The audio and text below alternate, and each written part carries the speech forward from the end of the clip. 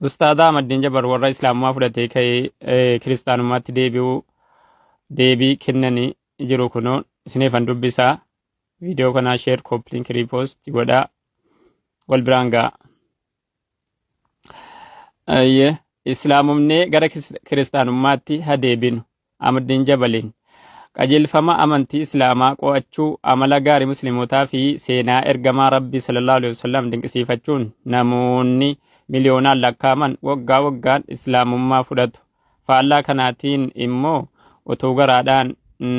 qajeelfama islaamaatti hin amanin kaayyoo dhokata adda addaatiif jecha muslima taaneerra, qajeelleerra, amanneerra kanneen jedhan jiru. Quraanni har'a qofa osoo hin taane yeroo sanatti bara ergamaa rabbii sallallahu alaihi wasallam jiranitti osoo isaanitti hin amanin amanneerra kanneen jedhan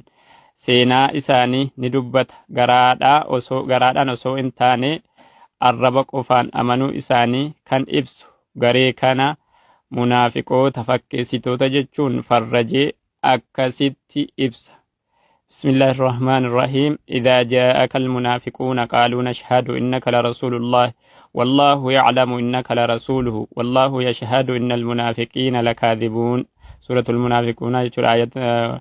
lakkoofsa 63 ayat 1 irratti dubbata jechuudha. Munaafiqoonni yeroo sitti dhufan ati ergamaa rabbii ta'uu kee ragaa baana jedhu. Dhugumatti rabbiin ati ergamaa isaa ta'uu ni beeka. Munaafiqoonni kijiboota ta'uu rabbiin ragaa ba'a. Boqonnaa biraa keessatti illee adeemsi maqaa amantiitiin godhamu kun kaayyoo isaa inni guddaan gowwoomsuu ta'uu isaa ibsuun akkas jedha. ومن الناس من يقول آمنا بالله وباليوم الآخر وما هم بمؤمنين يخادعون الله والذين آمنوا وما يخدعون إلا أنفسهم وما يشعرون في قلوبهم مرض فزادهم الله مرضا ولهم عذاب أليم بما كانوا يكذبون. نموت الرا نم ربي في قيا كراتي أمن نجر تجرى أمو إسان ور أمن متي ربي في ور أمنا قومسا إسان اتفكات قروا لبو إساني ملي هما إن قومسا سنو إمو هم بيكن onneewwan isaanii keessa dhukkuba shakkii fi nifaaqaatu jira. Rabbiinis dhukkuba isaaniif dabale.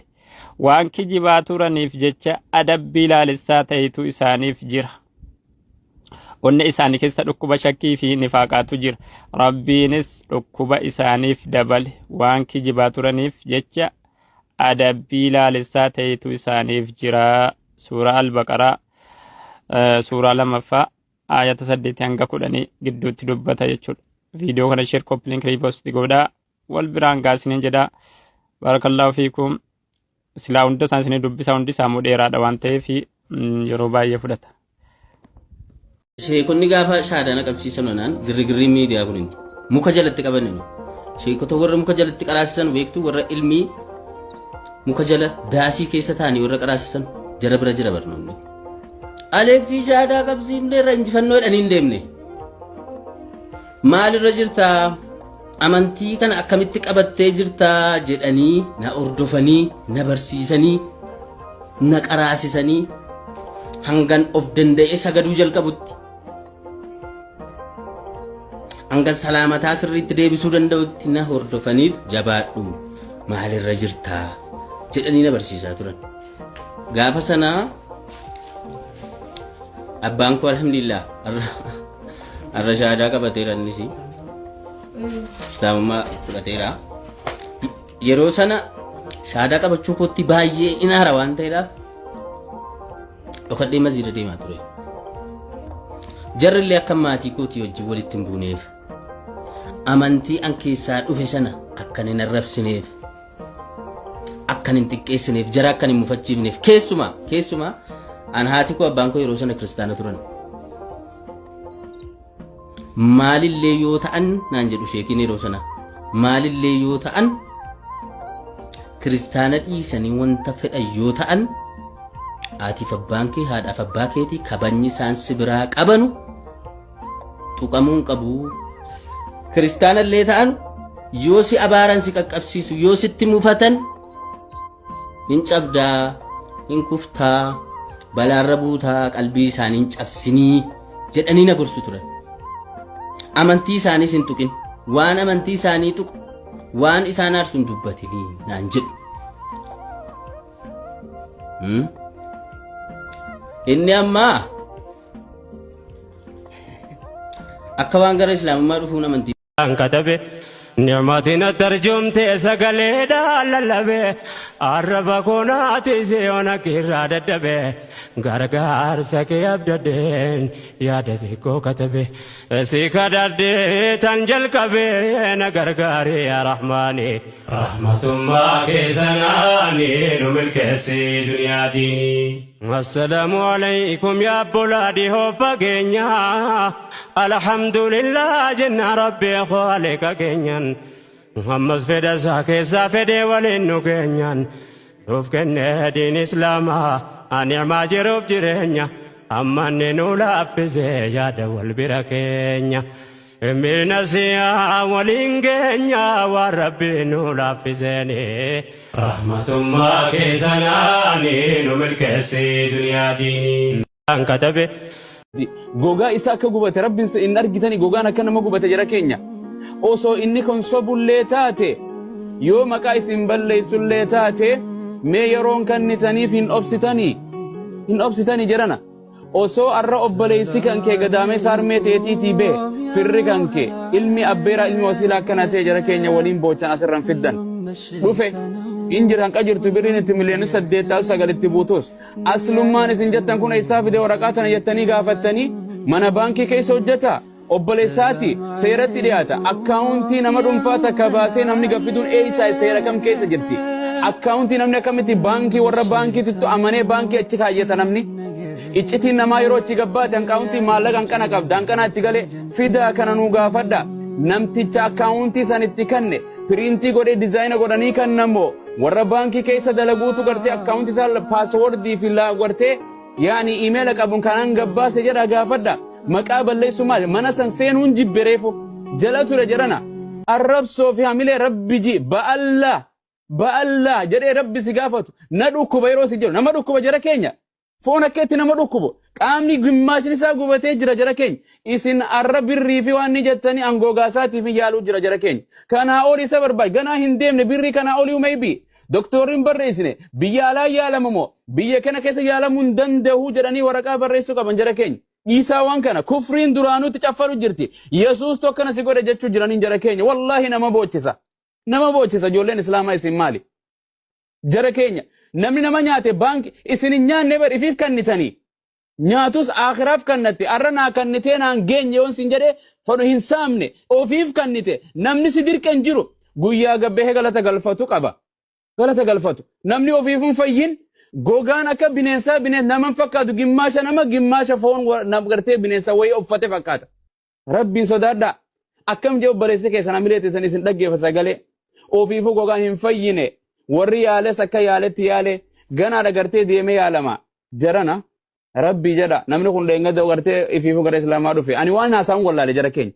waan haasaan wallaale dhiifa manaa gonatti aaruun maltan hundi keessan yaada namni hundi asala jiru yaada adda addaa qabdan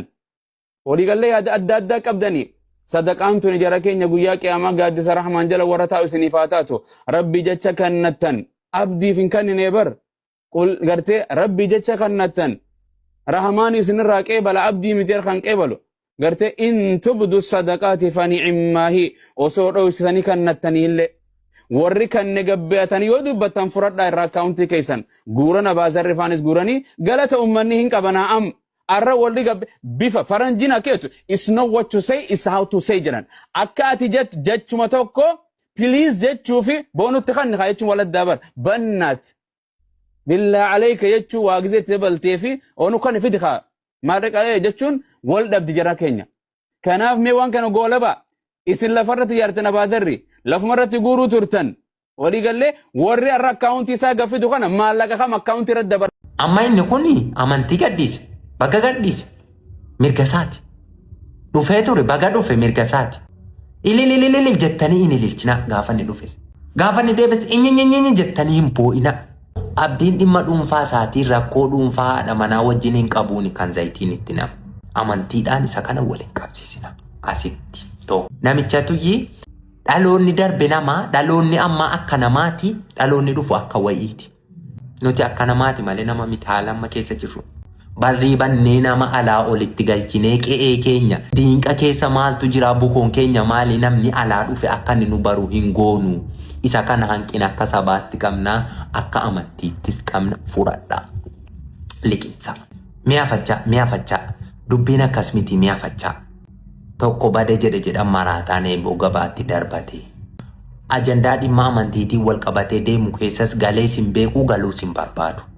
hadha garuu wanti na dubbachiisuu dhufee dhugaa wayin isinitti hima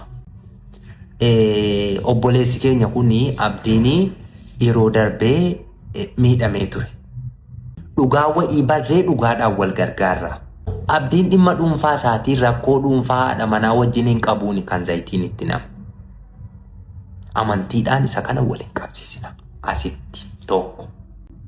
amantiidhaaf jecha miti kan zayitiin itti nama amantiidhaanis waliin qabsiisina abdiin gargaaramuu qaba akka namummaatti akka islaamaatti obboleessa keenya islaamaa bira dhaabbachuu dirqama qaba akka namummaatti obboleessa keenya namummaa obboleessa keenya oromoo bira dhaabbachuu qaba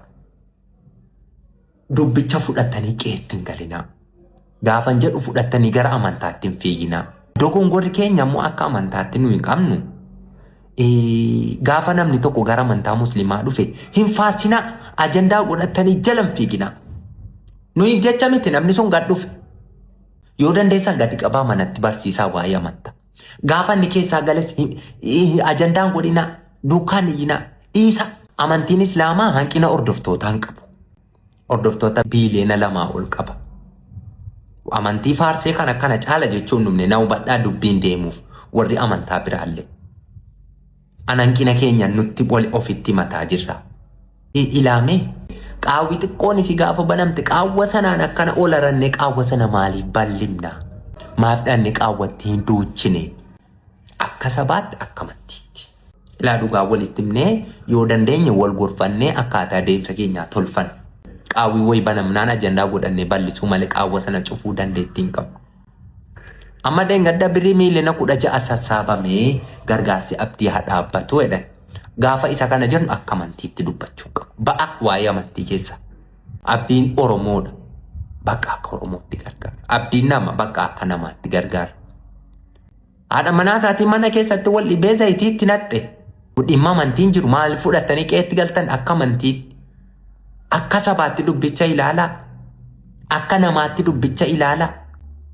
waa hunda fudhatanii mee fiiginaati miidiyaa irratti beekamuuni salphaadha jarri keenya namni immoo nama beekamtii qabu jala fiigaa jira malee nama beekumsa qabu jala fiigaa hin jiru warri rabbi beekamtii isinii kenne adiraa of ilaalaa dubbadhaa of qusataa dubbadhaa namni gaafa isinii waa jedhu eenyummaa keessan duddubbee kaa'ee dubbata amantii keessan duddubbee kaa'ee dubbata waa of keessa gad ilaalaa waa dubbadhaa of qofa bakka bu'aan jirtanu gaafa miidiyaa kana irratti baatanii waa barreessitan gaafa miidiyaa kana irratti baatanii waa dubbattan kan kiristaanaa amantiin kiristaanaatiin namni isinitti maxxansa kan muslimaa amantii muslimaa isinitti maxxansa gaafa dogongorri jiraate kan sabaa oromummaa isinitti maxxansa of qofa bakka buutanii miti miidiyaa kana irratti gaafa dubbataa jirtan amantiitis hin duuba jira eenyummaatis hin duuba jira biyyummaatis hin duuba jira gandummaatis hin duuba jira maqaa nu waliin balleessinaa maqaa nu balleessinaa meemi waa dogongorri wayii gaafa uumame sirreessaa malee dogongoricha saaxiluu ni wamti bu'aan dhufu hin jiru an booddee kana immoo wama fokkuu qofa deemaa jira waama ni ilaalle faayisinitti fakkaata wallaahi dhokadheetuma ni ilaal hin dubbadhu gabaa ajandaan jiru takkaa dhaabadheen beekuan hin dhaabadhus bakki ajandaa kabajaa namaan qabdu yoon dhaqe nama maatii kootu maqaan badaa amantii kootu maqaan badaa eenyummaa kootu maqaan badaa ajandaa wayii gaafa dhufu hin dubbadhu an ajandaa sanarra callisuudhaan hin dabarsa mee callisaa dabarsaa kan sirreessu asirreessu amantii barbaade hordofuun mirga abbaati maa dhufe maa deeme jedhina ofii keessanii waan irra jirtan jabeeffadhaa inni wal waamu inni dhufe haa dhufu inni deeme haa deemu waa wayii garuu nooyisinaa kabajuma nama dhabsiisa imma abdiittan deebi'a abdiin immoo hagargaaramu ilaa abdiin kun amma fakkeenyaaf siichi fuula isaa duriitti hin deebi'u mooraaliin isaa cabeera deebi'ee hojjetachuu hin danda'u. Abdiinis dhimmicha dhimma amantii musliimaa qofa irratti fe'uu hin qabu. Amantiidhaaf jecha hin gubanne. Garuu abdiidhaa miiliyoonni 50 walitti qabamuuf ammallee. Dhugaa wayii barree kaanee waa wayii bareechina. Inni miiliyoona 16 miti miiliyoonni 60 walitti qabamuuf. Mucaan kun haamileen cabeera. Siichi akkamamee yoo dhufe immoo tokko gargaaramnaan Oromoon itti deebi'ee lamaan gargaaru. Duraan gargaarree akkamsiifne jedha osoo waa wayyaa bitamuuf jedhe namni gargaaru hin jiru. Carraa kanaan immoo osoo dhuma birriin bareedaan walitti qabamee fi immoo bareedduudha. Akka namummaatti gargaaruu dirqama qabna. Akka sabummaatti gargaaruu dirqama qabna. Akka amantiittis gargaaruu dirqama qabna. Obboleessa keenya musliimaati. Obboleessa keenya dhiigaati. Lammii Itoophiyaati. Nama ilma namaa akka keenyaati. Aangilii sanaan nama gargaara. Waa fudhatanii qeetti hin galinaa miime. Dhaloonni dhufu maallurraa barata laata. Isaa meejarri kenna. Waa arge kana hin ho'isina. Wooma harge kana fudhattanii miidiyaatti hin fiigina. Waa wayii balbala cufannee sirreessuu habarruu. Barrii bannee nama alaa olitti galchinee qe'ee keenya. Diinqa keessa maaltu jira bukoon keenya maali namni alaa dhufe akka inni nu baru hin goonu. Isa kana hanqina akka sabaatti qabnaa akka amantiittis qabna furadhaa. Liqinsa.